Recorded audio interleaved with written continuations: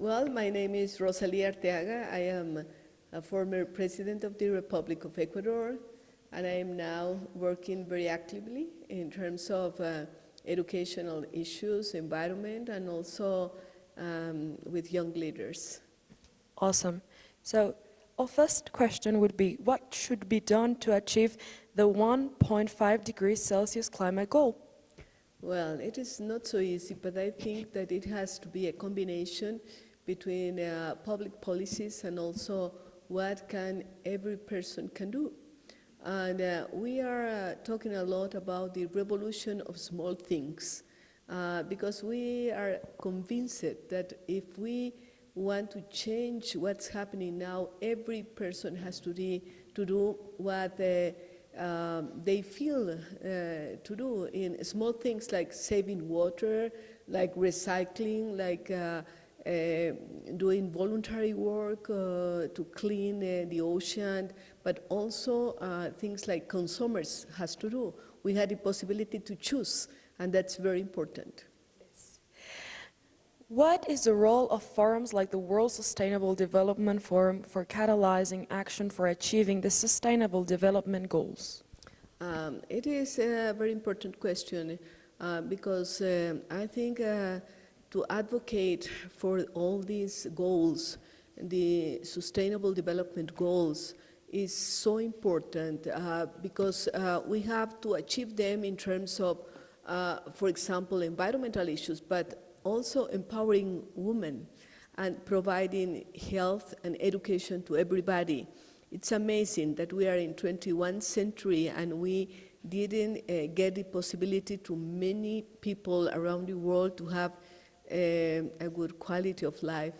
A lot of people is living without any possibility to go to school, to have good health, to have good care. Then it's so important to work on advocacy about sustainable goals. And I think we have more responsibility. People like me that had been in government and that can be like positive examples for other people. It's such a big responsibility, and I think we must take the responsibility. Precisely.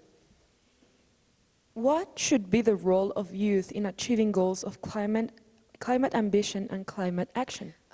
Young people, they are the ones that are going to live that world that we built or not built. And it is so important because young people had a lot of energy and the possibility now, thanks to the technology, to exchange with other people. In the past, for example, in my generation, we didn't have the possibility to exchange with others because it was so far. We don't have the technology, we don't have the iPhones, we don't have the digital way to arrive to other people. Now the network can be such as big as the world is. Then it's so important that young people has to be prepared. I think that's the first responsibility, to be prepared, to take the opportunity of all what's happening around, and then to act. And to act, it's better to be connected. How do you like Durango? Yeah, it's a beautiful city. Durango is my first time here. I had been several times in different parts of Mexico, and several times in the capital, in Mexico City. But I think Durango is more like familiar, more calm. And if you live in a small city, not such a big as others, you can have an experienced quality of life. Then you are very lucky to live in Durango. Thank you. And finally, what do you think, what can states like Durango do? What? What can states like Durango do? Yeah, well, Durango has a young population, and I think it's good. And also the possibility to experience here in Durango some things that could not be experienced in big cities. The possibility to be surrounded by nature, to maintain the traditions. You have some population that they are descendants from indigenous people, and you have your own diversity in terms of biological and also human biodiversity.